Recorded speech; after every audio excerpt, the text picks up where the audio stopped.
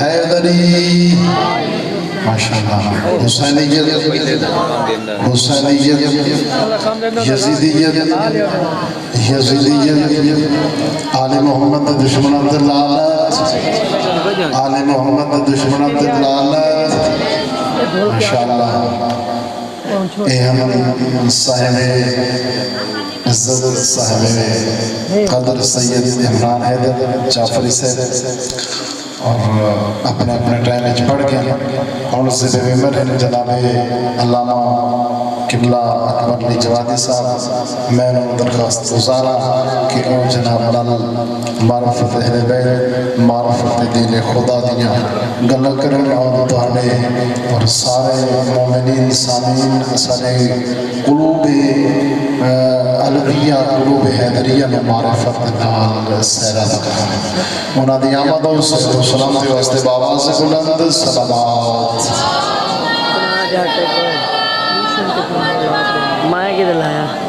قرآن کی مثل میدان میں آ گئے ہیں قرآن کی مثل میدان میں آ گئے ہیں اصغر، اور تیر بھی کما میں بل بلا رہا ہے. شب ہفتم ہے، ماہ محرم الحرام ہے، اور کل 7 دن ہے، عزت رات ہے. کل کو تاریخ دا 73 دن ہونا ہے کہ جس دن پانی ہون دے باوجود اشقیاء پیونے، اغیار پیونے نہیں پیونا، تو صرف رسول اللہ ندید پترہ نہیں پیونے.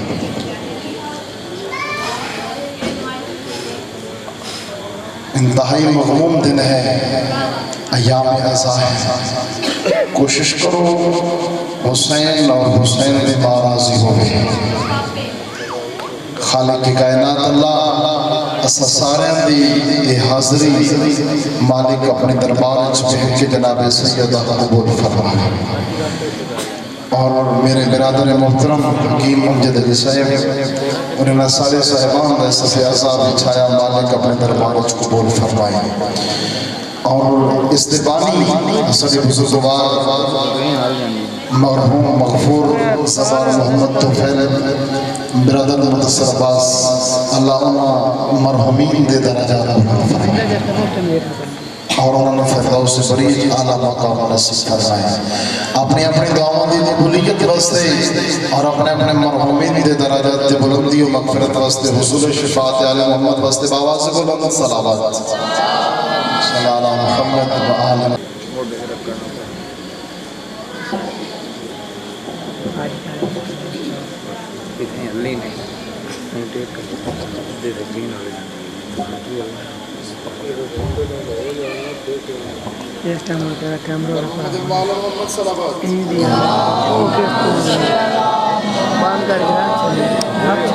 موٹ جاؤ تو باہر دعا گو ہوں بالین کا یہ صفحہ ماتم بچھایا، آپ کا یہاں تشریف لایا. خدا بندہ ہمیں قبول و منظور فرمائے اور اس کا اجر عظیم عنایت فرمائے. اپنے مرحومین کے بلندی درجات اور مغفرت کے لیے ہمارے برادر محترم چودھری محمد توفیل مرحوم کے بلندی درجات اور مغفرت کے لیے، اور اس خاندان کے جتنے مرحومین ہیں سب کے بلندی درجات اور مغفرت کے لیے التماس الفاتحہ. بسم اللہ الرحمن الرحیم.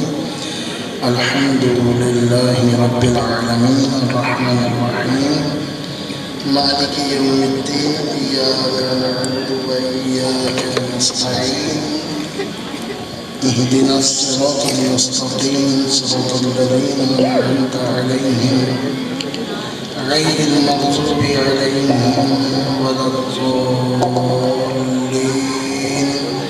بسم الله الرحمن الرحيم. قل هو الله أحد الله الصمد لم يلد ولم يولد ولم يكن له كفوا أحد. بسم الله الرحمن الرحيم. قل هو الله أحد الله الصمد لم يلد ولم يولد ولم يكن له كفوا أحد. بسم الله الرحمن الرحيم. قل هو الله أحد الله الصمد لم يلد ولم يولد ولم يكن له كفوا أحد. اس کلام کا سوال ہمارے جملہ مرحومین مومنین کے نام اعمال میں درج فرما، ان کے درجات کو بلند فرما، شفاعت محمد وآل محمد نصیب فرما، جوار معصومین میں اعلیٰ مقام عنایت فرما، قبر و حشر کے عذاب سے محفوظ فرما، ان کی قبور کو جنت کے باغات میں سے باغات قرار دے۔ پروردگار ہم سب راہ اہل بیت پہ چل فرما، جو اولاد زرینہ کے متمنی ہیں انہیں اولاد زرینہ عنایت فرما، جو مومنین حج و جہاد کا ارادہ رکھتے ہیں انہیں اپنے ارادوں میں موفق و معیت فرما، خصوصاً زیارت مغموم کربلا نصیب فرما، ہمارے ہادی کا جلد ظہور فرما، ہمیں ان کی راہ پہ چلنے کی توفیق عنایت فرما۔ پر محمد وآل محمد صلوات اللہ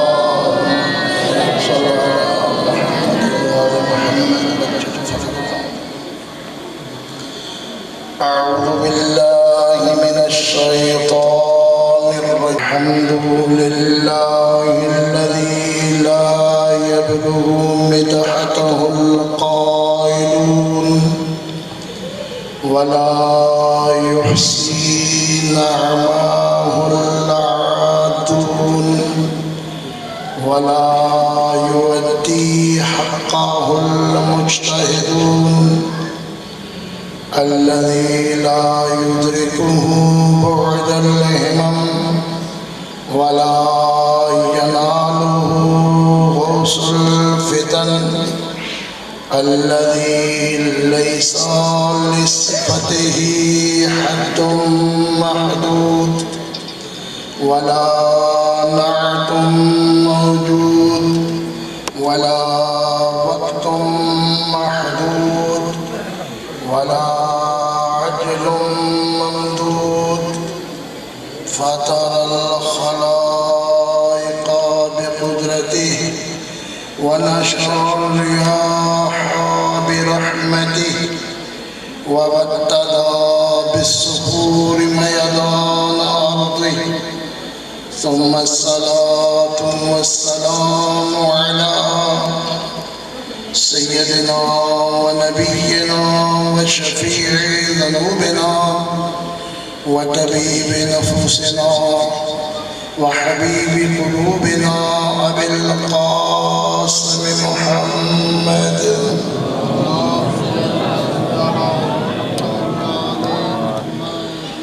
وأهل بيته الطيبين الطاهرين المعصومين الذين ظهر الله عنهم الرجس وطهرهم تطهيرا.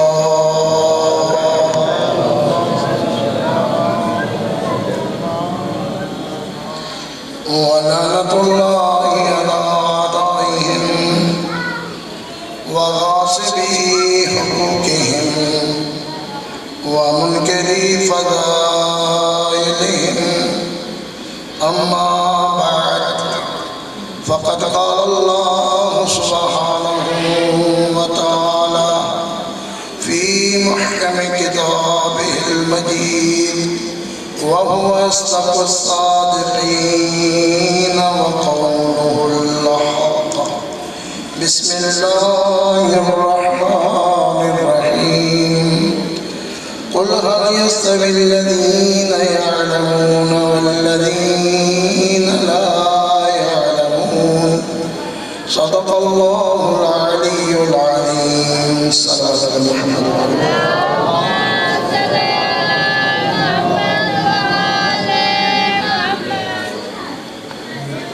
اللہ سبحانہ و تعالی خالق کائنات اللہ، پوری کائنات کا رازق اللہ اپنے پاک کلام میں فرما رہا ہے کہ میرا حبیب کہہ دیجئے قل هل يستوي الذين يعلمون والذين لا يعلمون، کہ کیا جاننے والے اور نہ جاننے والے برابر ہو سکتے ہیں۔ یقیناً اہل علم کو فضیلت حاصل ہے۔ شہید کا بڑا مقام اور مرتبہ ہے، لیکن پیغمبر خدا صلی اللہ علیہ وآلہ وسلم فرماتے ہیں مداد العلماء افضل من دماء الشہداء، کہ علماء کے قلم کی سیاہی شہداء کے خون سے افضل ہے۔ اتنی فضیلت ہے علماء کو، شہید کا کیا مرتبہ ہے کہ ادھر پہلا قطرہ زمین پہ آتا ہے اللہ اس کے سارے گناہ معاف کر دیتا ہے۔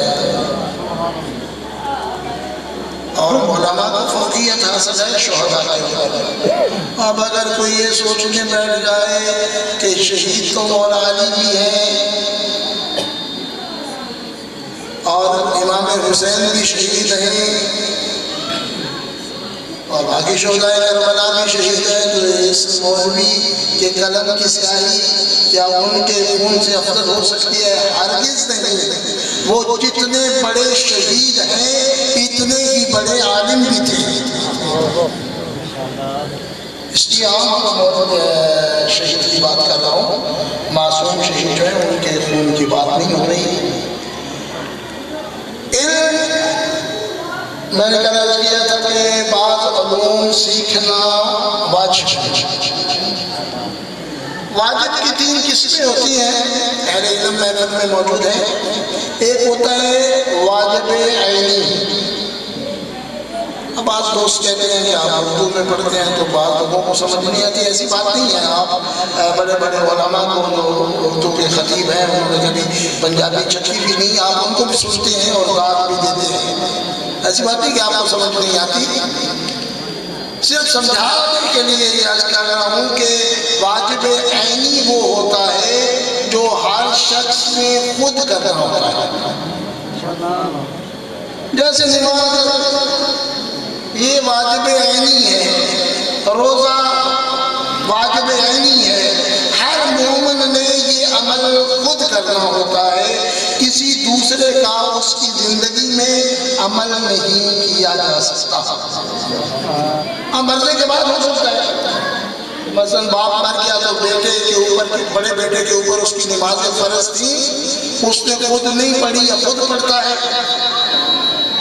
خود نہیں پڑھ سکتا تو کسی سے پڑھوا لیتا ہے، نمازیں اجارہ دیتے ہیں۔ تو یہ واجب عینی ہر صورت کرنا ہوتا ہے، ہر بندے کے اوپر جو خود فرض ہے اور اسی نے خود کرنا۔ دوسرا واجب تخییری ہے۔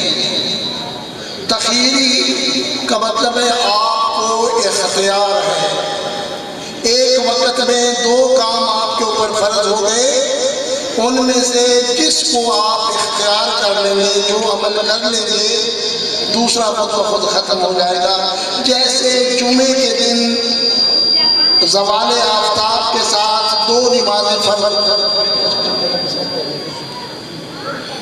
2 نمازیں بیک وقت فرض ہوتی ہیں، نماز جمعہ بھی اور نماز ظہر بھی۔ ان میں سے جس کو اختیار کر لیا جائے، جمعہ پڑھ لے تو ظہر ختم ہو جاتی ہے، ظہر پڑھ لے تو جمعہ ختم ہوتا ہے۔ اس کو کہتے ہیں واجب تخییری۔ تیسرا واجب کفائی ہے، کفائی کافی سے ہے، یعنی اس سارے معاشرے کے اوپر ایک کام فرض تھا، سب نے نہیں کیا، چند آدمیوں نے اٹھ کے کر دیا، تو باقی جنہوں نے نہیں کیا نا ان سے ساکت ہو گیا، ختم ہو گیا۔ جیسے یہ ہمارا کوئی مومن بھائی مر جاتا ہے، مومن مرنے والے بھائی کے تمام کام زندہ مسلمانوں کے اوپر واجب ہیں، لیکن واجب کفائی ہیں، ساروں کے اوپر فرض تھے، کسی ایک نے، 2 نے، 4 نے، 10 نے مل کے اس کو غسل بھی دے دیا، کفن بھی پہنا دیا، چند آدمیوں نے نماز جنازہ پڑھ کے دفن کر دیا، سب سے ساکت ہو گیا، باقی تو نہیں ہے۔ ایسی ہی صاحب عاشق تو جنازہ پڑھنے نہیں جاتا، گھر سے کوئی ایک آدھ افراد چلا جاتا، اچھے تعلقات والے چلے جاتے ہیں، اگرچہ یہ اللہ کی طرف سے واجب ہے لیکن آج کل یہ سیاسی نماز ہے۔ اور بھائی اللہ کے لیے نہیں جا رہا ہے، وہ دوست ہے اس کا بھائی فوت ہو گیا ہے، وہ فلانا رشتہ دار ہے تو اس کا کوئی رشتہ دار فوت ہو گیا، اللہ کے لیے نہیں جا رہا ہے۔ نیت میں نے کہا تھا خالص ہونی چاہیے، چاہے دور کا مومن مرے یا رشتہ دار مرے اس کے اوپر جاؤ تاکہ اللہ قبل اس کے جب ہم جنازہ پڑھتے ہیں تو کہتے ہیں اللہم اِنَّ هَذَا عَبْدُكَ وَابْنُ عَبْدِكَ، یعنی ہم اللہ کے ساتھ اللہ سے التجا کرتے ہیں پروردگارا ہمارے اس مومن بھائی کو بخش دے قبل اس کے کہ وہ مردے کو بخشے، اللہ زندوں کو پہلے بخش دیتا ہے کہ اس نے ایک مومن کے بخشش کے لیے دعا کی ہے، اس کو بھی بخشنے سے پہلے بخش، اس لیے اس نماز کو سیاسی نہیں بنانا چاہیے۔ نماز جنازہ قریبی رشتہ دار جو ورثے میں اول ہے نا، اس کو چاہیے کہ وہ اپنے مردے کی نماز خود پڑھے، مولوی ڈھونڈ کے نہ لائے، تو مولوی ملے تو اس سے نماز جنازہ پڑھنا۔ ایک اہل سنت والجماعت کے بڑے اچھے خطیب ہیں، بڑے آج کل مشہور بھی ہیں، طارق جمیل صاحب دیوبندی تبلیغی جماعت والے، ان کی باتیں بڑی مزے کی ہوتی ہیں۔ وہ کہہ رہے تھے کہ میں نے زندگی میں بہت جنازے پڑھائے لیکن پڑھا ایک پڑھائے بہت زیادہ، پڑھا ایک پڑھائے اس کا مطلب ہے کہ آپ نے کہا میرے باپ کا جنازہ پڑھے، میں نے پڑھا دیا، فلاں نے کہا پڑھائے میں، تو تم وہ کہتے تبلیغی جماعت کا آدمی ہوں، بہت سے لوگ مجھ سے جنازے پڑھواتے ہیں تو میں پڑھ دیتا ہوں، فرماتے ہیں پڑھا ایک، پڑھا وہ تھا جو میرے اپنے باپ کا جنازہ تھا۔ جو بیٹا اپنے باپ کے لیے دعا کر سکتا ہے وہ مولوی تو نہیں کر سکتا، مولوی کو تکلیف ہی نہیں ہے، جو بیٹے کو اپنے باپ کے مردے کی تکلیف ہے، جب وہ باپ کی میت میں کھڑا ہوگا نا تو وہ جب اللہ سے باتیں کرے گا، اے پروردگارا یہ میرا باپا تھا اسے معاف کر دے، اس کے دل کی آواز اور ہوگی۔ میں نے ایک جنازہ پڑھایا، جنازہ اتفاق سے لاؤڈ سپیکر کے اوپر تھا، زیادہ لوگ تھے تو کچھ ہمارے برادران اہل سنت والجماعت بھی آ جاتے ہیں۔ ایک بزرگ تھے وہ کہہ رہے تھے بعد میں مجھے ملے، میں نے پہلی مرتبہ کسی شیعہ کا جنازہ پڑھا ہے لیکن مجھے بتاؤ، جنازے کے بعد وہ مجھے ملے تو مجھے کہتے ہیں مجھے اپنا جنازہ اب سناؤ۔ میں نے انہیں جنازہ سنایا، جب میں جنازہ سنا چکا نا تو اس نے مجھے کہا کہ اس کا ترجمہ کر کے سنائیں، یہ عربی بھی ہے، مجھے سمجھ نہیں آیا، آپ کو بھی نہیں آتا کیونکہ عربی میں ہے، قصور آپ کا نہیں، آپ عربی نہیں پڑھے ہوئے، اور ہم آپ کو آپ کے بچوں کو بتاتے ہی نہیں ہیں کہ اس جنازے کو کیسے پڑھنا چاہیے اور کیسے دعا کرنی چاہیے۔ میں نے جب اسے پڑھ کے سنایا تو پھر میں نے ترجمہ بھی کیا کہ میں پروردگار عالم سے کہہ رہا تھا اے میرے پروردگار یہ تیرا بندہ ہے، یہ تیرے بندے کا بیٹا ہے، یہ تیری کنیز کا بیٹا ہے، پروردگارہ تیرے پاس مہمان آیا ہے، تو بہترین مہمان نواز ہے، اے پروردگارہ اگر یہ گناہ گار تھا تو اس کے گناہوں کو معاف کر دے، اے پروردگار اگر یہ نیک آدمی تھا، اچھے اعمال کرتا تھا، اس کے اعمال کو قبول کر لے، پروردگار ایسا اپنے بندے کا حشر و نشر محمد و آل محمد کے ساتھ کرنا، تو بڑا رحمان و رحیم ہے۔ مجھے کہتا ہے اتنا اچھا جنازہ میں نے آج تک سنا ہی نہیں ہے، اتنی اچھی بات کر سکتے ہیں آپ، کیونکہ وہ لوگ پیاسے ہیں، سننا چاہتے ہیں کہ آپ لوگ کیا کرتے ہیں، یہ آپ کو آتا ہونا چاہیے تاکہ آپ اپنے مذہب کی ترجمانی کر سکیں۔ واجب کفائی ضرور ہے، اس کا مطلب یہ نہیں ہے کہ 1000 بندہ جنازے میں کھڑا ہو اور مولوی کے علاوہ جنازہ کسی کو بھی نہ آتا ہو، عجیب نہیں، 1000 آدمی کھڑا ہے اور سارے منہ بند کر کے کھڑے ہوئے ہیں۔ ایک مولوی جنازہ پڑھ رہا ہے، ایسا کرنا نہیں۔ ایک ہوتا ہے تفصیلی جنازہ جو مولوی پڑھتے ہیں معذرت کے ساتھ، ایک ہوتا ہے مختصر جنازہ کہ آپ مولوی پڑھ رہے ہیں، آپ بھی ساتھ ساتھ پڑھتے رہیں۔ مثلا مولوی نے پڑھا اشہد ان لا الہ الا اللہ وحدہ لا شریک لہ واشہد ان محمدا عبدہ ورسولہ ارسلہ بالحق بشیرا ونذیرا بین یدی الساعہ، آپ صرف اتنا کہہ دیں اشہد ان لا الہ الا اللہ واشہد ان محمدا رسول اللہ، ہو گیا۔ مولوی نے پڑھا اللہم صلی علی محمد وآل محمد وبارک علی محمد وآل محمد وارحم محمد وآل محمد کافضل ما صلیت وسلمت وبارکت وانعمت علی ابراہیم وآل ابراہیم انک حمید مجید۔ آپ کو اگر یہ سارا نہیں آتا صرف اتنا پڑھ لیں اللہم صلی علی محمد وآل محمد، ہو گیا جنازہ۔ یہ تو آتا ہے نا ہر مومن کو، اشہد ان لا الہ الا اللہ بھی آتا ہے، اشہد ان محمد رسول اللہ بھی آتا ہے، اور اللہم صلی علی محمد وآل محمد بھی آتا ہے۔ پھر مولوی تیسری دعا میں پڑھتا ہے، یعنی وہ جنازہ پڑھا رہا ہے، اللہم اغفر للمؤمنین والمؤمنات والمسلمین والمسلمات الاحیاء منهم والاموات، اللہم بیننا وبینہم بالخیرات انک مجیب الدعوات وانک علی کل شیء قدیر۔ اب اجابت یکم جدید نہیں آتا نہ آئے، آپ صرف اتنا کہہ دیں اللہم اغفر للمؤمنین والمؤمنات، جنازہ ہو گیا۔ کتنا آسان کر دیا میں نے کہ ہر بچہ ہر مومن جو ہے وہ یاد کر سکتا ہے، اور پھر آخری دعا میں مولوی پڑھتا ہے جیسے میں نے پہلے دعا پڑھی ہے اللہم انا ھذا عبدک وعبد عبدک، آپ صرف یہ کہہ دیں اللہم اغفر لہذا المیت، پورے کا پورا جنازہ ہو گیا۔ اب آپ بھی کوئی اگر کسی مومن کے لیے میت پہ کھڑا ہو کے دعا نہ کرے تو پھر مولوی کا قصور تو نہیں ہے، اتنا آسان ہے۔ تمہارا اندازہ کر رہا تھا کہ یہ واجب کفایہ ہے، ہر بندے کو آتا ہونا چاہیے، ہر بندے میں یہ صلاحیت ہو کہ وہ جنازہ اپنے والد کا اپنے عزیز کا خود پڑھے۔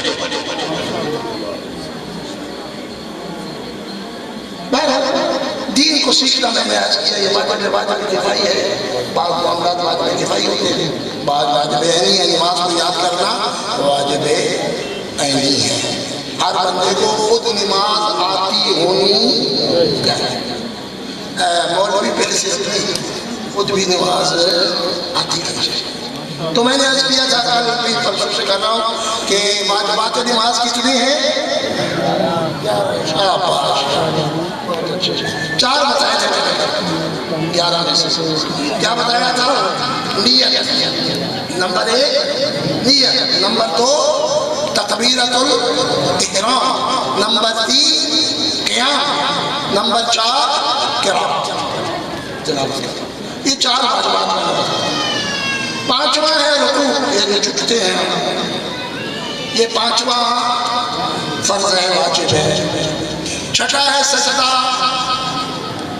رکوع کرنا اور سجدہ کرنا، یہ علیحدہ واجب ہے۔ 7واں ہے ذکر سجدہ اور ذکر رکوع، رکوع میں سبحان ربی العظیم وبحمدہ، اور سجدے میں سبحان ربی الاعلی وبحمدہ۔ جس مومن کو یہ نہ آتا ہو اور نماز پڑھنا چاہتا ہو تو وہ اس بہانے سے نماز کو نہ چھوڑے کہ مجھے تو یہ ذکر ہی نہیں آتا، صرف سبحان اللہ سبحان اللہ سبحان اللہ کہہ دے، نماز ہو گئی۔ یہ تو آسان ہے نماز۔ ایک آدمی دن کہہ رہے تھے، بڑا مزہ آیا مجھے سن کے خود، وہ فرماتے ہیں کوئی ممتحن امتحان لینے والا نگران نقل برداشت نہیں کرتا، نقل نہیں کرنے دیتے، پیپر ریجیکٹ کر دیتے ہیں، کمرے سے نکال دیتے ہیں۔ ان کا دنیا میں کائنات میں واحد خالق ممتحن ہے جو کہتا ہے جا کھڑا ہو جا، دوسروں کی نقل کر تب بھی قبول کر لوں گا۔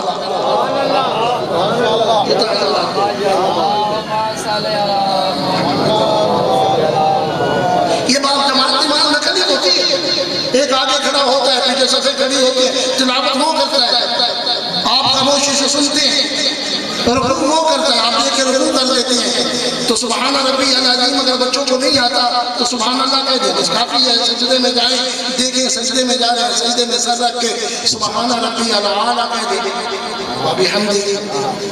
البتہ میں نے کل کہا تھا کہ سجدہ کچھ چیزوں پہ نہیں ہوتا، اور سجدہ کرتے ہوئے اس مومن کے ساتھ اعضاء زمین کے اوپر لگے ہوئے ہوں اور اطمینان کے ساتھ لگے ہوئے ہوں تب ذکر پڑے۔ وہ سات اعضاء کون سے ہیں؟ 2 پیروں کے انگوٹھے، 2 گھٹنے، 2 ہاتھوں کی ہتھیلیاں، 6 ہو گئے، 7واں پیشانی۔ یہ 7 چیزیں زمین پہ رکھ کے پھر پڑھے سبحان ربی الاعلیٰ وبحمدہ۔ تو کتنی چیزیں ہو گئی؟ 7 ہو گئی۔ ایسے نیت، تکبیرۃ الاحرام، قیام، قرات، 5واں رکوع، 6واں سجدہ، 7واں ذکر رکوع و سجدہ، 8واں تشہد۔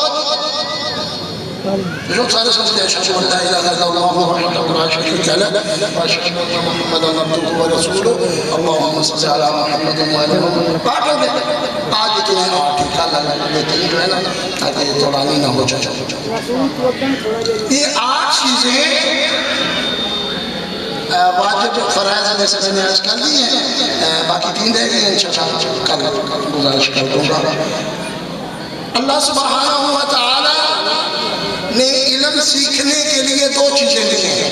معذرت کے ساتھ میری بات سنیں پھر بعد میں آپ کی سنوں گا۔ اللہ نے علم سیکھنے کے لیے 2 چیزیں آپ کو دی ہیں۔ ایک کانوں سے سن کے علم حاصل کیا جاتا ہے۔ مولوی بول رہا، کوئی بول رہا ہے یہاں پر، وہ سیکھتے جاتے ہیں، پھر جیسے میں بول رہا ہوں تو آپ کو یاد ہوتا جا رہا ہے۔ تو یہ علم کان کے ذریعے سے حاصل کیا جاتا ہے، اور دوسرا آنکھ کے ذریعے سے۔ علم کسبی کی بات کر رہا ہوں۔ ویسے علم کے 3 قسمیں ہیں، ایک علم ذاتی ہے، ایک علم وحی ہے، ایک علم کسبی ہے۔ ذاتی علم جو ہے وہ صرف پروردگار عالم اللہ سبحانہ و تعالیٰ کا ہے، اس کا ذاتی علم ہے، نہ اس کو کسی نے دیا ہے نہ کسی میں جرت ہے کہ اسے دے، وہ اس کا ذاتی علم ہے۔ انبیاء کا علم، ہمارے ائمہ کا علم، ہمارے عقیدے کے مطابق یہ وحی اور نجومی کہلاتا ہے کہ یہ دنیا میں کسی سے نہیں سیکھتے، انہیں اللہ علم دیتا ہے۔ اس علم کو علم لدنی کہا جاتا ہے۔ آخر میں رہ جاتا ہے علم کسبی کہ جو خود بندہ حاصل کرتا ہے، کبھی دیکھ کے، کبھی سن کے، کبھی کچھ کر کے۔ یہ علم عام انسانوں کا علم ہے۔ جتنے بھی علماء ہیں نا، انبیاء اور اوصیاء، اولیاء کے علاوہ، ائمہ کے علاوہ، وہ سارے کے سارے علم کسبی حاصل کرتے ہیں۔ آنکھ سے دیکھ کے، کانوں سے سن کے علم حاصل کر لیا تو پھر آپ کو اجازت نہیں ہے کہ اس کے اوپر دنیا کی دولت کی طرح، سانپ کی طرح بن کے بیٹھ جائے۔ علم کے ساتھ ایسا نہیں کرے۔ علم اگر آپ نے سیکھا ہے، آپ کا کلمہ درست ہے، آپ کو چاہیے کہ آپ ان کے کلمے درست کروا دیں جس کا محسوس کرتے ہیں اسے کلمہ نہیں آتا، یہ آپ کے اوپر واجب ہے۔ نماز اگر آپ کو آتی ہے اور ان بچوں کو نماز نہیں آتی، آپ کے اوپر فرض ہے کہ ان بچوں کو نماز آپ سکھائیں۔ اس لیے علم کو آگے پھیلائیں، جتنا پھیلائیں گے اتنی زیادہ نورانیت آپ کے معاشرے میں ہوگی، کیونکہ علم نور ہے، یہ روشنی پھیلا دے گا، آپ ان کے اخلاق کی تربیت کریں گے۔ تو اللہ سبحانہ و تعالیٰ نے یہ 2 چیزیں آپ کو علم حاصل کرنے کے لیے دی ہیں، اور 2 ہی چیزیں علم پھیلانے کے لیے دی ہیں۔ جو سنا ہے، جو آپ نے دیکھا ہے، جو علم حاصل کیا ہے، اس کو آگے لے کے چلیں۔ وہ ایک آپ کی زبان ہے اور ایک آپ کے ہاتھ ہے۔ ہاتھ سے لکھ کے پڑھائیں لوگوں کو، زبان سے بول کے کہ یہ خداوند عالم نے زبان جو آپ کو دی ہے نا، یہ اس کا بہترین تصرف یہ ہے کہ آل محمد کے مذہب کے فضائل لوگوں کو بتائیں۔ جیسے میں نے کل بھی عرض کیا تھا، یہ قرآن جو علم کا خزانہ ہے، یہ قرآن اگر آپ زبانی پڑھتے ہیں یا دیکھ کے پڑھتے ہیں بغیر وضو کے پڑھتے ہیں، اللہ ہر حرف کے اوپر 10 نیکیاں دیتا ہے۔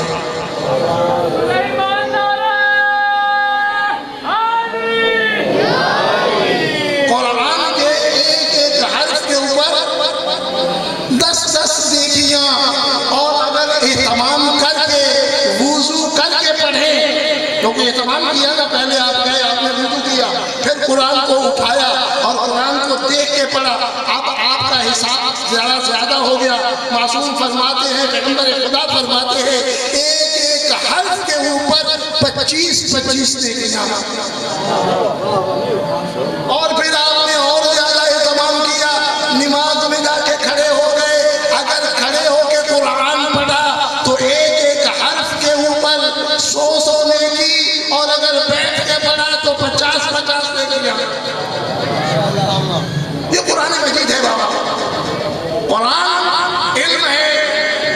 میرے معصوم امام امیر المومنین علی بن ابی طالب علیہ السلام فرماتے ہیں، صلوات علیہ محمد والے محمد کی ذات کے اوپر،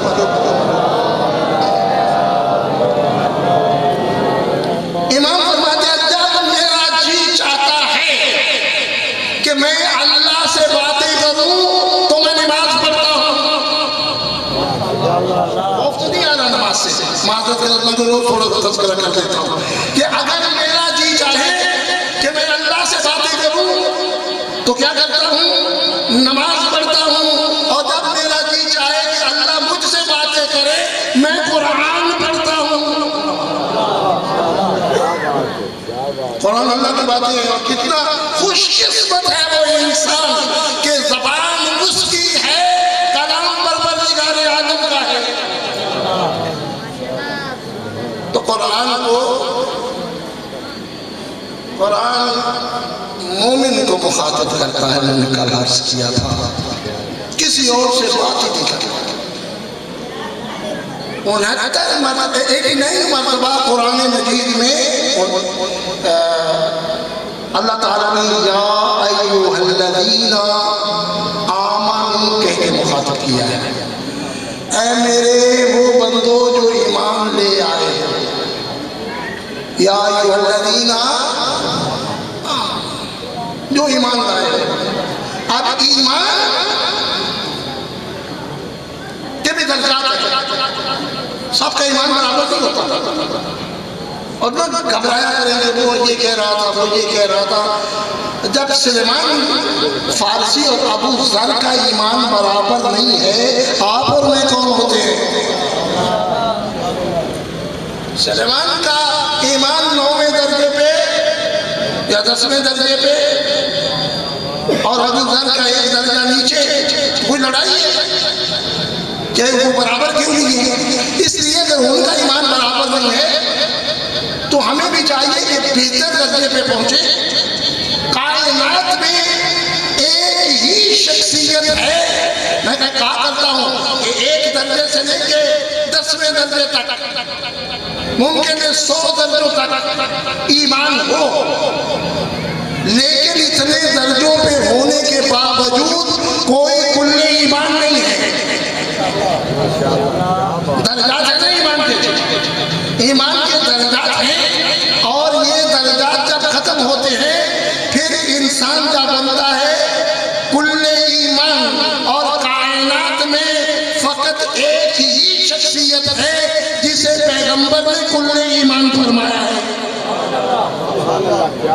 اور وہ آپ سنتے رہتے ہیں، میں نے بات کسی اور انداز میں کرنی ہے کہ خندق کا میدان تھا، اور یہ جنگ بڑے اہتمام سے لڑی کہ آج تو ہم نے اسلام کا کلا کما کہتے ہیں، قرآن میں اس کو جنگ احزاب کہا گیا ہے۔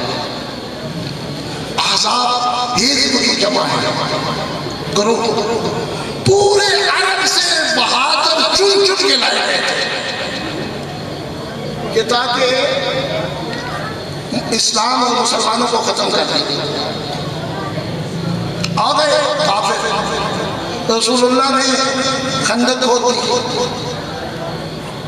جب وہ آئے تو عرب میں یہ رواج نہیں تھا خندقوں کا، تو پریشان ہو گئے، ہم تو بڑی چڑھائی کرتے آئے تھے، آگے خندق ہے، سلیمان فارسی کے بچپنے سے خندق کھودی گئی، رک گئے، لیکن ہمارے خطبہ کہتے ہیں کہ گھوڑوں کو چرانی دے رہے تھے کہ خندق کہاں سے تنگ ہو جہاں سے ہم گھوڑوں کو اس طرف لے جائیں، اور آخر ایک مقام مل گیا جہاں سے کسی کم صرف نے، چھوٹے دل والے نے، تنگ دل والے نے خندق کو تنگ رکھا تھا۔ کام چور جو ہوتے ہیں نا، اور وہ یہ نہیں دیکھتے کہ کس کا نقصان ہو رہا ہے، اس لیے انہوں نے تو کام چوری کرنی ہوتی ہے، کام نہیں کرنا، مزدوری بھی نہیں مل جائے،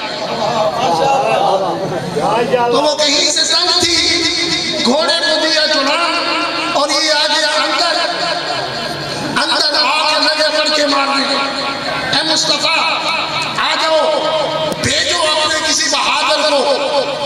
اب قرآن کہتا ہے کہ وہ بہادر جو تھے نا، وہ پیغمبر کی طرف نگاہ اٹھا کے بھی دیکھ رہے تھے، ایسا میں آپ کی طرف دیکھ رہا ہوں، جب آپ مسئلے بتاتے ہیں تو بعض لوگ نگاہیں نیچی کر لیتے ہیں کہ مولوی میں نہ چاہ کے بے ادا سے بلا کے مسئلہ، یہ معاملہ یہی تھا کہ کہیں اب وہ بلا رہا ہے اور پیغمبر فرما رہے ہیں جاؤ، کوئی پیغمبر کی آنکھوں میں آنکھیں ڈال کے دیکھ ہی نہیں رہا کہ یہ پیغمبر مجھے نہ کہیں اعلیٰ حضرت آپ چلے جائیں۔ قرآن کہہ رہا ہے ایسے بیٹھے تھے سکون کے ساتھ جیسے سروں پہ پرندے بیٹھے ہوں، اگر حرکت دی تو کہیں اڑ نہ جائے، لیکن ایک شہباز ایسا تھا جس نے اٹھ کے کہا یا رسول اللہ، انا یا رسول اللہ، میں جاتا ہوں۔ اس کے مقابلے میں پیغمبر نے فرمایا بیٹھ جاؤ۔ یہ عجیب منظر ہے، علی 3 مرتبہ اٹھے، پیغمبر نے کہا بیٹھ جاؤ، میں کہتا ہوں یا رسول اللہ، جب آپ کو پتا ہے علی کے علاوہ کسی نے جانا ہی نہیں ہے تو پھر علی کو بار بار بٹھاتے کیوں ہیں؟ کو بھیج دیتا تو یہ بہادر کہتے علی نے ذرا جلدی کی اور چلا گیا، ورنہ ہم بھی تو تیار تھے۔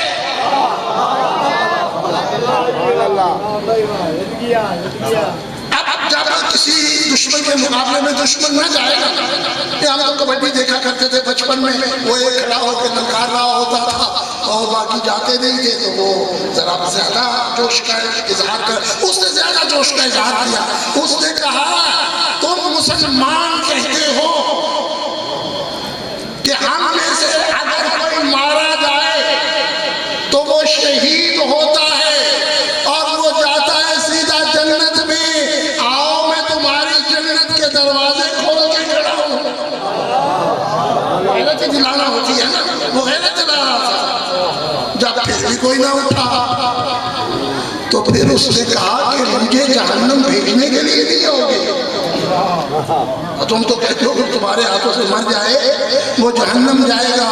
پھر بھی مجمع میں کسی نے سر نہیں اٹھایا، بار بار اٹھتے تھے تو علی المرتضیٰ، آخر جب اس نے تیسری بار کہا نا کہ اگر اور کوئی نہیں آتا تو مصطفیٰ آپ آ جائیے، اس وقت پیغمبر نے فرمایا من لہذا القلب، کوئی ہے جو اس کتے کی زبان بند کرے؟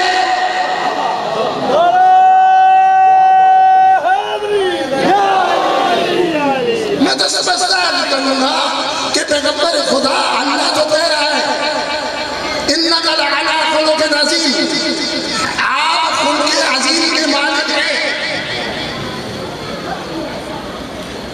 اور آپ کیا کہہ رہے ہیں ایک انسان کو کتا، لیکن میں حقیقت تو نہیں جانتا نا، حقیقت تو وہی جانتا تھا جس نے کتا کہا تھا۔ ممکن ہے آواز آئے تجھے پتہ نہیں ہے جو مصطفیٰ کے سامنے زبان درازی کرے وہ انسان ہوتا ہی نہیں ہے۔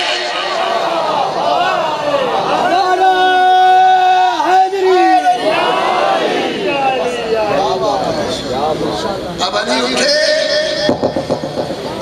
کسی کو نہیں پتا یہ کہاں جا رہا ہے۔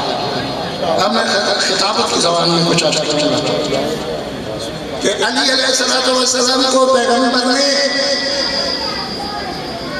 اپنی ذرا نہیں خود دیا اپنی تلوار دی علی جلدی ہے کچھ لوگ ابھی بھی نہیں دیکھ رہے تھے جب پیغمبر نے فرمایا نا ذرا دیکھو کون جا رہا ہے یہ خطبہ کون جا رہا ہے تو ہمارے خطبہ کہتے ہیں کہ آخر انہوں نے دیکھ ہی لیا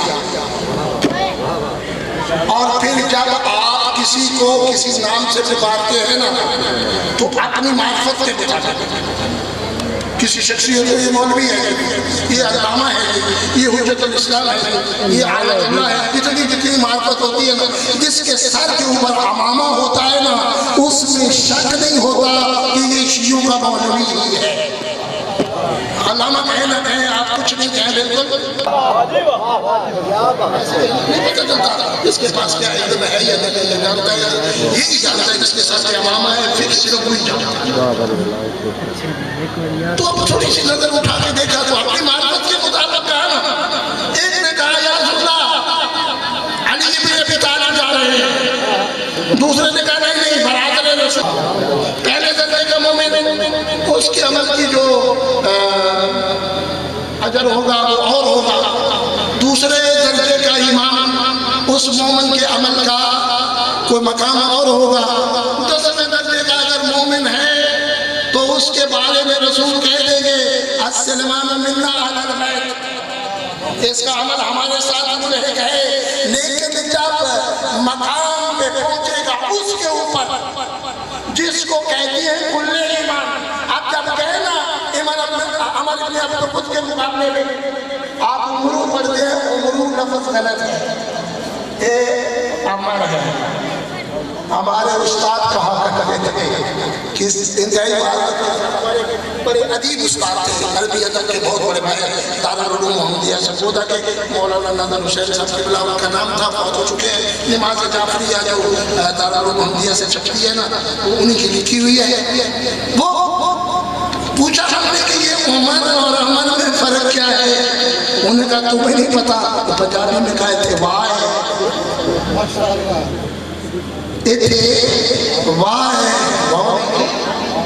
واہ ہے اور جس میں واہ ہو وہ عمر ہوتا ہے جس کی نکلی ہوئی ہو وہ عمر اس لیے لفظ کا صحیح تلفظ کر لیں عمر معنی وہی ہے صرف یہ تشخیص کی ہے کہ یہ وہ علی علیہ السلام کے اشعار پڑھتے ہوئے گئے اس نے پوچھا کون ہے حضرت کی عمر کم تھی 27 سال وہ 70 سال کا تھا وہ عمر ابن عبدالقدس 70 سال کا تھا حضرت کی عمر 27 سال بعض کے نزدیک 25 سال کی ہے جوان بچے جو تھے اس کی نگاہ میں تو وہ بچے تھے اب میں جو 70 سال کا ہوں تو 25-24 سال کا نوجوان میں تو بیٹے ہی بچہ ہے اس نے دیکھا نا تو کہنے لگا کون مدن تو ہے کون فرمایا علی ابن ابی طالب ابو طالب کا بیٹا علی ہے اب جب آپ اپنے مد مقابل کو دیکھتے ہیں نا اس وقت سوچتے ہیں آپ کیا کروں جان تو یہ نہیں چھوڑے گا کیونکہ یہ پہلی مرتبہ علی کے مقابلے میں نہیں آیا یہ دوسری مرتبہ آیا تھا جنگ بدر سے بھاگ گیا تھا زخم کھا کے نکل گیا تھا اس نے کہا کوئی مصیبت میں ران پڑی کہنے لگا نہیں میں تیرے ساتھ جنگ نہیں کروں گا فرمایا کیوں نہیں کرتا تو جنگ کہنا میں تجھے قتل نہیں کرنا چاہتا امیر نے فرمایا لیکن میں تو تجھے قتل کرنا چاہتا ہوں اس کو کیوں نہیں تو قتل کرنا چاہتا اس نے کہا مکے جاتے تھے نا ہم تو تیرے باپ کے پاس مہمان ٹھہرتے تھے ابو طالب کا نمک کھایا ہوا ہے اس لیے میں نہیں لڑوں گا میں کہتا ہوں کافر تھا غیرت مند تھا کہ نمک کھایا ہوا ہے تجھے ماروں گا نہیں کمال ہے ان لوگوں کا کہ جو نمک وقت بھی رسول کا کھاتے تھے، قتل بھی اس کی اولاد کو کرتے تھے۔ حضرت فرمایا ایمان اور کفر کے درمیان میں کوئی محبت اور پیار نہیں ہوتا تو ہمارے دروازے کے اوپر کئی کھا کے چلے جاتے ہیں، آؤ میرا مقابلہ کر۔ اب دیکھا کہ وہ گھوڑے پہ ہے، حضرت نیچے ہے، فرمایا اے بندہ تو کہتا ہے کہ اگر یہ عام کتابوں میں لکھا، تو کہتا ہے اگر کوئی تین باتیں مجھے کہے یہ حقیقی بات ہے، تاریخ میں لکھا ہوا ہے، میں ایک مان لیتا ہوں۔ اس نے کہا ہاں مان لیتا ہوں۔ حضرت نے پہلا جملہ جو کہا نا، یہ ہوتا ہے نا بننے کے اسلام، فرمایا مسلمان ہو جا۔ پہلا جو تجھے دعوت دے رہا ہوں اسلام کی، اس نے کہا میں اسلام کو ختم کرنے آیا ہوں، مجھے دعوتیں دے رہا ہے، کوئی اور بات کر۔ حضرت نے فرمایا واپس چلا جا، کیونکہ ابو طالب کے بیٹے کے سامنے سے پھر نکل کے جانا مشکل ہو جائے گا، سامنے خندق ہے۔ اس نے کہا نہیں میں واپس نہیں جاؤں گا۔ کمال غیرت مند تھا، کہنے لگا اگر گیا نا عرب کی عورتیں تانے دے گی یہ میدان سے بھاگ آیا تھا۔ اس نے کہا نہیں میں جاؤں گا۔ فرمایا کہ میں بھی پیدل ہوں، تو بھی پیدل ہو جا۔ اس نے کہا یہ بات ہے۔ نیچے اترا اور علی کے اوپر روک ڈالنے کے لیے اپنے گھوڑے پہ وار کر دیا اور پھنس گیا، چاروں ٹانگیں کاٹ دی۔ بتانا یہ چاہتا تھا کہ میں اتنا پھرتیلا ہوں اس عمر میں بھی کہ ایک ہی وار سے گھوڑے کی چاروں ٹانگیں کاٹ سکتا ہوں، تم کیا ہو؟ تو میرے مولا اطمینان سے کھڑے رہے، ادھر سے فارغ ہوا نا، اس لیے آ کے مولا پہ تلوار کسی، مولا کو تلوار لگی، ڈھال پہ روکی، پیشانی پہ لگی، بپھرے ہوئے شیر کی طرح علی نے حملہ کیا اور اس کی ٹانگ کاٹ دی۔ علی نے اس کی ٹانگ کاٹ دی، یہ گرا، مولا اس کے سینے پہ آئے، جیسے سینے پہ آئے تو اس نے توہین کی، تھوک دیا، علی ابن ابی طالب نے چھوڑ دیا۔ غصہ دلایا نا کہ شاید یہ چھوڑ دیا، ہٹ کے بیٹھے، غصہ اترا، غصہ علی کو بھی آتا تھا، دشمن خدا کے اوپر ایسا نہیں ہے کہ لینے کی طرح تھا، یہ غصہ آتا تھا، غصہ اترا، دشمن خدا کے اوپر اللہ رسول اور اہل بیت کو غصہ آتا تھا، آتا ہے، آتا رہے گا۔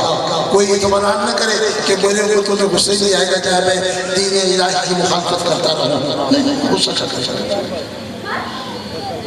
گرایا، ایک ضربت چلی، ادھر علی نے کہا اللہ اکبر، ادھر پیغمبر نے فرمایا ضربت علی یوم الخندق افضل من عبادت الثقلین، یہ یوم خندق کی ایک ضربت ثقلین کی بندگی سے افضل ہے۔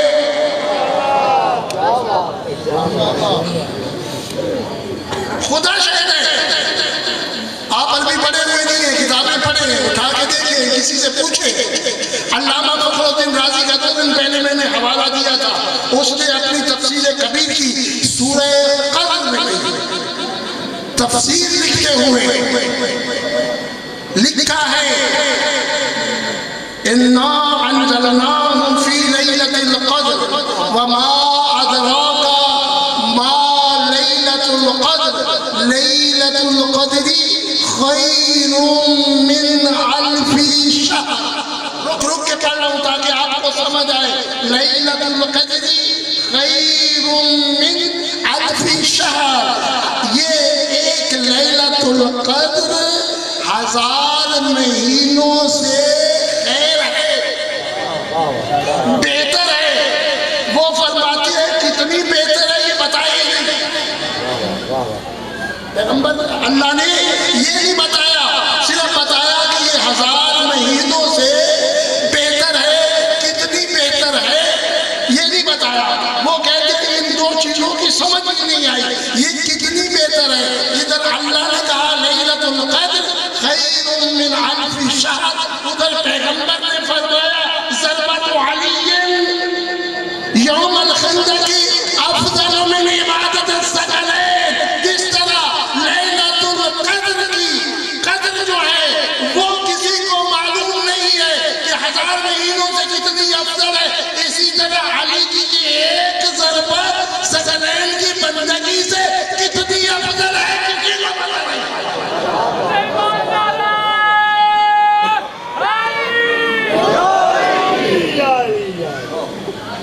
تو میں عرض کرتا ہوں کہ جتنا ایمان بلند ہو اتنا ہی عمل کا مقام بلند ہو جاتا ہے کہ ادھر سے جا رہے تھے تو کل ایمان تھے، ادھر سے واپس آ رہے تھے تو سجرت کی بندگی سے افضل عمل کر کے آ رہے تھے۔ صلوات پڑھ محمد وآل محمد۔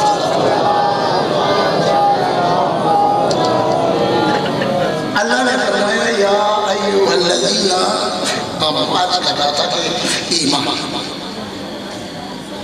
کیا کہا اللہ نے؟ یا ایھا الذین آمنوا، اے ایمان، آپ سے بات کیجیے۔ کل میں نے عرض کیا تھا کہ جب کسی کو پکارتا ہے نا او فلاں، تو وہ کیا کرتا ہے؟ چلا تو نہیں جاتا نا، رک جاتا ہے۔ اگر نہ رکے تو وہ دوست پوچھتا ہے تو نے میری بات سنی نہیں تھی؟ ایسے پوچھتے ہیں نا آپ نے میری بات سنی نہیں تھی؟ سنی تھی تو بات کیوں نہیں؟ بہانے بناتا ہے نا پھر کہ وہ جو میرا ادھر ضروری کام تھا، سچا ہو یا جھوٹا جو بھی ہو، یہ کرنا تھا وہ کرنا تھا۔ تو اللہ نے بھی فرمایا یا ایھا الذین آمنوا، اگر میں نے حق کے یہ کہا جی پروردگار کیا بات ہے، اللہ قیامت کے دن پوچھ لے گا میں نے بلایا تھا تو رکا کیوں نہیں تھا؟ تو نے مجھ سے کیوں نہیں پوچھا تھا پروردگار کیا بات ہے؟ اب کیا بہانہ کرنے لگا کہ اللہ میں تو ادھر سے ایک کام جا رہا تھا، کیونکہ وہ تو دلوں کے راز کو جانتا ہے کہ میں کیوں نہیں رکا تھا۔ یا ایھا الذین آمنوا اتقوا اللہ، جہاں بھی پروردگار عالم نے یا ایھا الذین آمنوا کہا ہے نا، اس کے بعد ایک یا دو ذمہ داریاں لگا دی۔ اے ایمان والو یہ کرو، غیر مومن کو اللہ نے نہیں کہا کہ یہ کرو، کیونکہ اللہ جانتا ہے کہ مومن کے علاوہ کوئی ذمہ دار ہستی ہے ہی نہیں، اس لیے دوسروں کو کچھ نہیں کہا، آپ سے بات کیا، مومنین سے بات کیا۔ یا ایھا الذین آمنوا اتقوا اللہ، پہلی ذمہ داری سورہ توبہ کی آیت ہے۔ ایمان والو اللہ سے تقوی اختیار کرو، اللہ سے پرہیزگاری اختیار کرو۔ میں نے کل شاید کہا تھا واجبات جبر کرنا اور حرام کاموں کو چھوڑ دینا یہ تقوی ہے۔ کوئی تقوی کوئی دیوار نہیں ہے تم پر آنے کے، حرام کام چھوڑ دو اور فرض جو ہے وہ انجام دے دو، بس آپ متقی بن گئے۔ نہ قیامت کے دن نہ مستحب کام کے بارے میں پوچھا جانا ہے یہ کیوں نہیں کیا تھا، نہ مکروہ کام کے بارے میں پوچھا جانا ہے یہ کیوں کیا تھا، اور نہ ہی جائز کام کے بارے میں مباح کے بارے میں پوچھا جانا ہے یہ کیوں نہیں کیا تھا۔ صرف واجبات کے بارے میں پوچھا جانا ہے۔ آپ نے فرض 2 فجر کے پڑھ لیے، سنتے کسی نے نہیں پوچھے، اتنا آسان ہے۔ وقت ہے تو سنتے پڑھ لو نہ صحیح، اس لیے مغرب عشاء ظہرین فرض پڑھ لو بس متقی بن گئے۔ اور اللہ نے فرمایا انما یتقبل اللہ من المتقین، اللہ صرف متقیوں کا عمل قبول کرتا ہے۔ انما یتقبل اللہ من المتقین، سورہ مائدہ کی آیت ہے کہ اللہ صرف متقیوں کا عمل قبول کرتا ہے۔ دوسرے لفظوں میں کہہ دوں کہ اللہ کو تو صرف عمل علی کے چاہنے والوں کا پسند ہے۔ وہ پسند ہی اسے یہ ہے کہ علی والے اپنے عمل لائیں اور میں قبول کر لوں۔ یا ایھا الذین آمنوا اتقوا اللہ وکونوا مع الصادقین، سچوں کے ساتھ ہو جاؤ، سچوں کے ساتھ ہو جاؤ۔ پوچھوں گا پروردگار سچے ہیں کون؟ سب کان کھول کے اپنے بیگانے سن لیں۔ اللہ نے مومنوں کو، متقینوں کو، پہلے مومن ہو پھر متقی ہو پھر سچوں کے ساتھ ہو جائے۔ گویا اللہ جانتا ہے جو مومن نہیں ہے، جو متقی نہیں ہے، ساتھ ہو ہی نہیں سکتا۔ یا ایھا الذین آمنوا اتقوا اللہ وکونوا مع الصادقین۔ پروردگارا تو بتا کون ہے صادقین، کون ہے سچے؟ اللہ فرمائے گا بالکل مختصر کر رہا ہوں، تجھے نہیں پتا نجران کا ایک وفد آیا تھا پیغمبر کے پاس عیسیٰ کے موضوع کے اوپر یہ بات کرنے کے لیے، عیسیٰ اللہ ہے یا اللہ کا بیٹا ہے؟ دلیل کیا ہے؟ کہ اس کا کوئی باپ نہیں ہے، اس لیے یہ اللہ کا ہی بیٹا ہے۔ تو جب نہیں مانے تو ہم نے کہا تھا اپنے پیغمبر سے فَمَنْ حَاجَكَ فِيهِ مِنْ بَعْدِ مَا جَاءَكَ مِنَ الْعِلْمِ قُلْ فَتَعَالَوْا نَدْعُو أَبْنَاءَنَا وَأَبْنَاءَكُمْ وَنِسَاءَنَا وَنِسَاءَكُمْ وَأَنفُسَنَا وَأَنفُسَكُمْ ثُمَّ نَبْتَهِلْ فَنَجْعَلْ لَعْنَةَ اللَّهِ عَلَى الْكَاذِبِينَ۔ ہم نے نبی سے کہا تھا علم آ جانے کے بعد اب بھی کوئی جھگڑا کرتا ہے تو انہیں کہنے تم بھی ہم بھی لاتے ہیں اپنے بچوں کو، تم بھی لاؤ، ابنا ہم بھی لاتے ہیں، ابنا تم بھی لاؤ، نساء ہم بھی لاتے ہیں، نساء تم بھی لاؤ، نفس تم ہم بھی لاتے ہیں، نفس تم بھی لاؤ۔ آج پتہ چل جائے گا کیونکہ جھوٹوں پہ کرنی ہے لعنت۔ ساتھ کون کے جانا ہے؟ سچے۔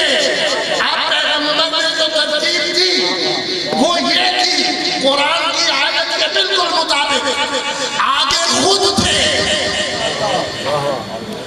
ساتھ ابنا تھے، پیچھے نساء تھی، نساء کے پیچھے انفسنا تھے۔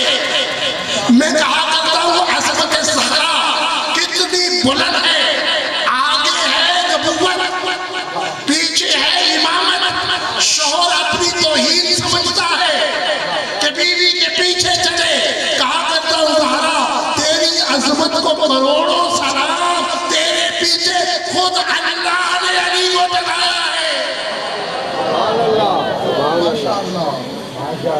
اس انداز میں چل رہے ہیں۔ بعض لوگ کہتے ہیں ایسی بات نہیں ہے، ہمارے خطبات سے ایک غلطی ہوتی ہے، بیٹھے انشاءاللہ یہ میری رہنمائی فرمائیں گے کہ ابنا کہا تھا پھر نساء کہا تھا، پیغمبر چاہتے تو اپنی بیویاں دے جاتے ہیں، نہیں اللہ نے کہا ہی نہیں ہے۔ اگر اللہ کی مراد یہ ہوتی کہ نساء میں بیویاں آ جائیں تو آ جانا چاہیے۔ میں ایک قرآن کے مزاج کے مطابق آپ سے بات کرنا چاہتا ہوں۔ یہ لفظ نساء کا مطلب ہے عورتوں کی جمع، کسی قاعدے کے بغیر جمع نساء، اور اس میں سارے رشتے آ جاتے ہیں۔ بیٹیاں بھی ہوں تو نساء، بیویاں بھی ہوں تو نساء، مائیں بھی ہوں تو نساء میں آ جاتی ہیں، بہنیں بھی ہوں تو نساء میں آ جاتی ہیں۔ لیکن کیسے پتہ چلے گا کہ یہ بیوی کی بات ہو رہی ہے؟ قرآن کے مزاج کے مطابق بات کرنا چاہتا ہوں، اور یہ بات آج تک کسی نے نہیں بتائی ہوگی آپ کو۔ قرآن کا مزاج یہ ہے کہ وہ رشتے کو رشتے کے ساتھ جوڑتا ہے، کہ آپ پیسے پتہ چلے کہ یہ بیوی کی بات ہو رہی ہے، بیٹی کی بات ہو رہی ہے یا ماں کی بات ہو رہی ہے۔ قرآن کا اصول یہ ہے کہ اگر پہلے مردوں کی بات ہو، یعنی الرجال مرد جمع ہے، رجل کی جمع رجال، مزہ آئے گا انشاءاللہ، بول نہیں ہونے دوں گا۔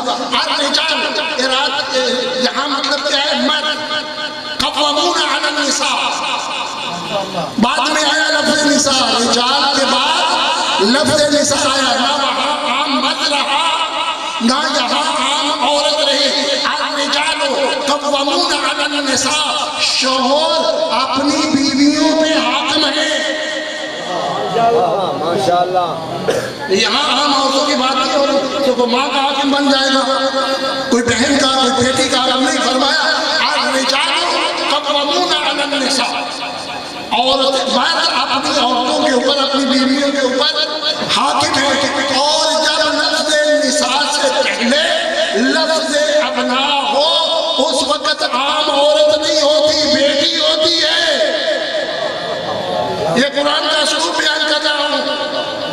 سورہ مبارکہ بقرہ میں خداوند عالم نے موسیٰ کی امت سے کہا تھا کہ وہ فرعون یذبحون ابناءکم ویستحیون نساءکم، وہ تمہارے بیٹوں کو ذبح کر دیتا تھا اور تمہاری عورتوں نہیں تمہاری بیٹیوں کو زندہ چھوڑ دیتا تھا۔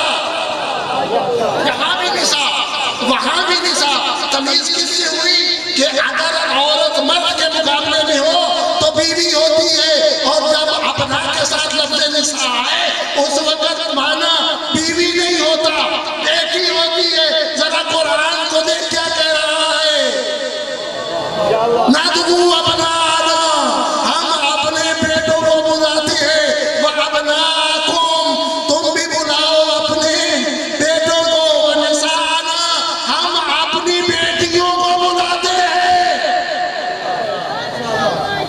مصطفیٰ کو حکم ہو رہا ہے بیٹے لے جا، بیٹیاں لے جا، وَأَنفُسَنَا وَأَنفُسَكُمْ، اپنے نفسوں کو لے کیا۔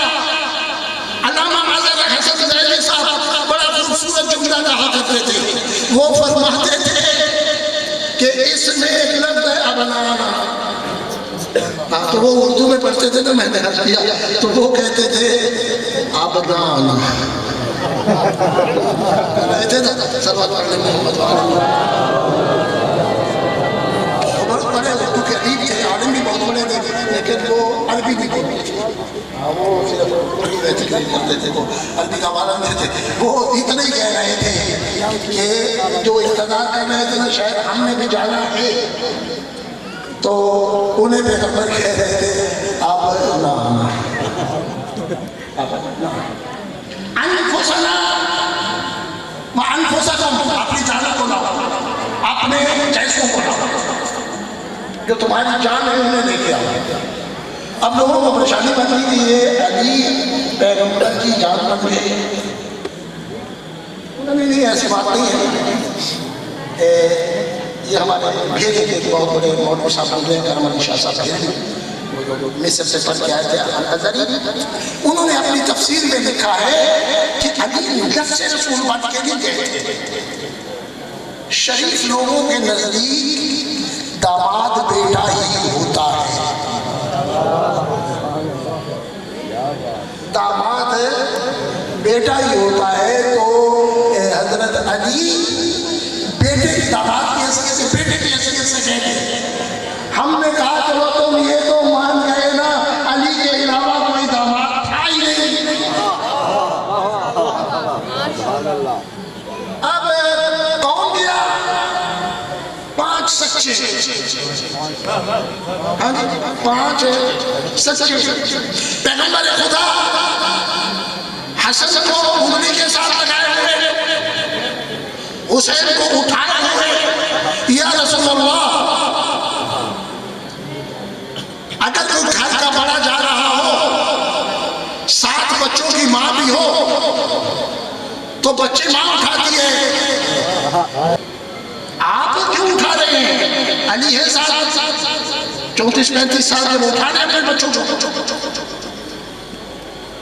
آپ کیوں اٹھا کے جا رہے ہیں؟ فرمایا اگر ماں اور باپ اٹھائے گا لوگ سمجھیں گے بچے ماں اور باپ کے ساتھ گئے تھے، پیغمبر نہیں لے گئے تھے، کیونکہ اسلام میرے گواہ بن کے جا رہے ہیں، میری صداقت کے گواہ بن کے جا رہے ہیں، اس لیے میں خود اٹھا کے لے جا رہا ہوں۔ کل یہ نہ کو کوئی کہے بچے ماں کے ساتھ جا رہے تھے، سب کہے رسول اٹھا کے جا رہے تھے۔ آپ یہاں بڑے فخر سے کہتے ہیں فلانے فلانے کو تو نہیں لے گئے، سلیمان کو بھی تو نہیں لے گئے، نہیں لے گئے، ابو ذر بھی بیچتے تھے، بلال سارے تھے۔ اس کا مطلب ہے یہاں صداقت کا معیار اتنا بلند تھا کہ جس معیار کے اوپر سلیمان بھی اور ابو ذر بھی پورا نہیں اتر رہے تھے۔ اب کلیئر ہو گیا کہ وقولوا مع الصادقین، اب سچوں کے ساتھ کا مطلب کیا ہے کہ وہ سچے رہیں، ہم جھوٹ بولتے رہیں، تو ہم ان کے ساتھ ہیں۔ جی ذرا تھوڑا سا زور کرنا ہے کہ وہ سچے ہوں اور ہم جھوٹ کا کوئی کام چھوڑے ہی نہیں. ایک وکیل صاحب ایک مجلس میں مجھ سے غصے ہوئے، جو سارا دن جھوٹ بولتا ہے وہ بھی اپنے گمان میں سچوں کے ساتھ ہے، لیکن اللہ نے فرمایا سچوں کے ساتھ ہونا ہے اس طرح کہ تیرے منہ سے کبھی جھوٹ نہ نکلے. تو اگر جھوٹ بولے گا تو پھر سچوں کے ساتھ نہیں ہے. جھوٹ کا بولے، سچوں کا ساتھ نبھائے. ان سچوں نے اپنی سچائی کا علم بلند کیا، اگرچہ بیٹے بھی دینے پڑے، خود بھی کرنا پڑے. امیر المومنین علی ابن ابی طالب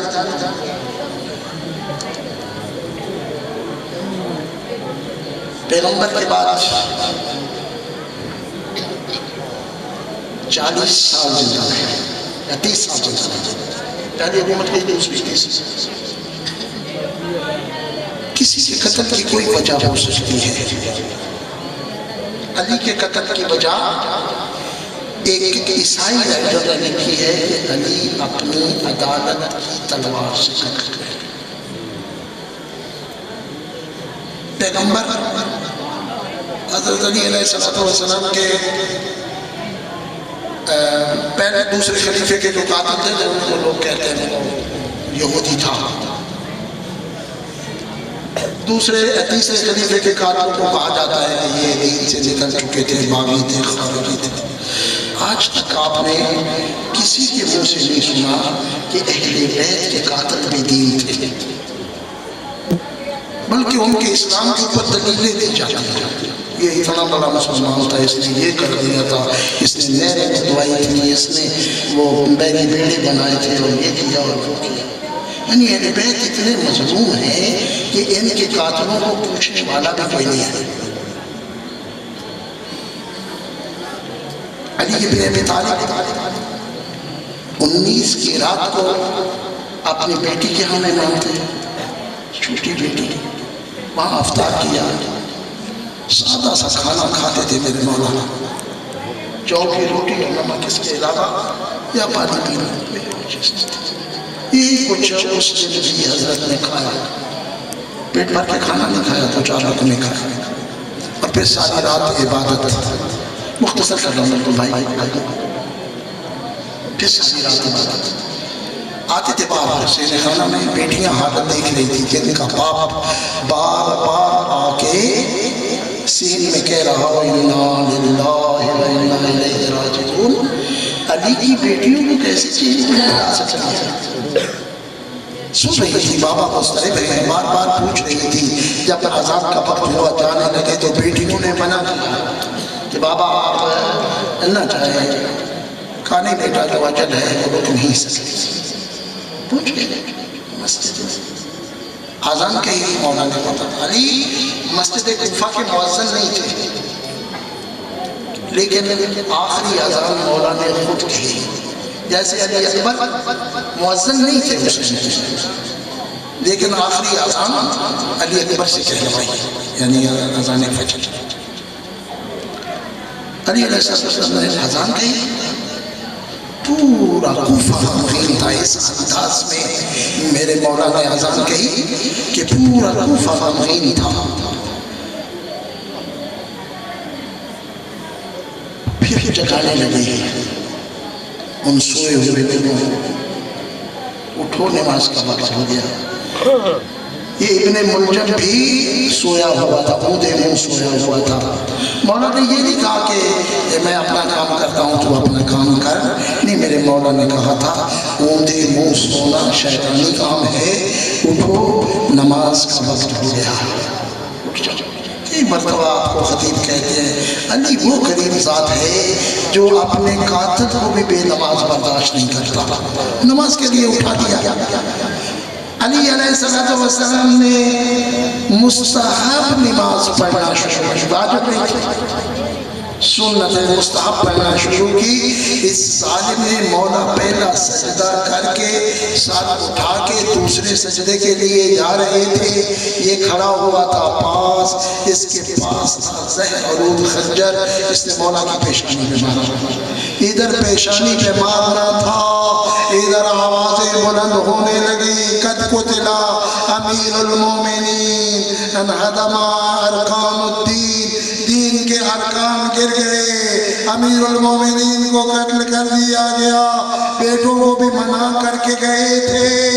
ایک مرتبہ زینب نے کہا حسن بھائیا, حسین بھیا, کوئی اعلان کر رہا ہے قد قتل امیر المومنین, علی قتل ہو گئے. رونے والوں, زینب نے یہ کیسے برداشت کر لیا کہ اس مسافرت میں باپ کا قتل ہو گیا. حسنین آئے, مولا نے فرمایا حسنین پہلے نماز پڑھاؤ. میرے مولا نماز, اس وقت بھی نماز. حسن نے جماعت کروائی, حسین نے بیٹھ, علی نے بیٹھ کے نماز پڑھی.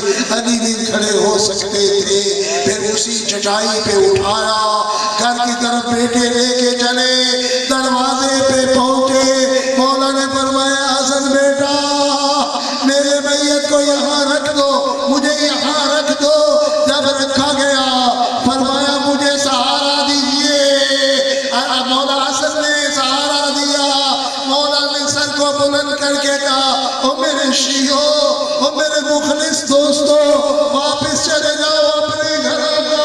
کوئی بھی یہاں زہرا کی بیٹیوں کے دروازے پہ نہ ہو. حسن مجتبیٰ نے کہا بابا یہ جتنے لوگ آئے ہیں یہ آپ کے مخلص شیعہ آ گئے, آپ کے دکھ میں شریک ہیں. فرمایا حسن بیٹا یہ ٹھیک ہے, لیکن اگر میں اس حالت میں زہرا زادیوں کے سامنے جاؤں گا وہ اونچی آواز سے روئے گی. میری بیٹیوں کی آواز ان غیر محرموں کے کانوں پہ پڑے گی. عزاداروں لوگ چلے گئے, میں کہوں گا مولا یہی کوفہ ہوگا اور رات نہیں ہوگی دن ہوگا. زہرا کی بیٹیاں ننگے سر ہوں گی اور کہہ رہی ہوگی مسلمانوں ہم تمہارے نبی کی بیٹیاں ہیں. الا لعنت اللہ علی القوم الظالمین وسيعلم الذين ظلموا أي منقلب ينقلبون.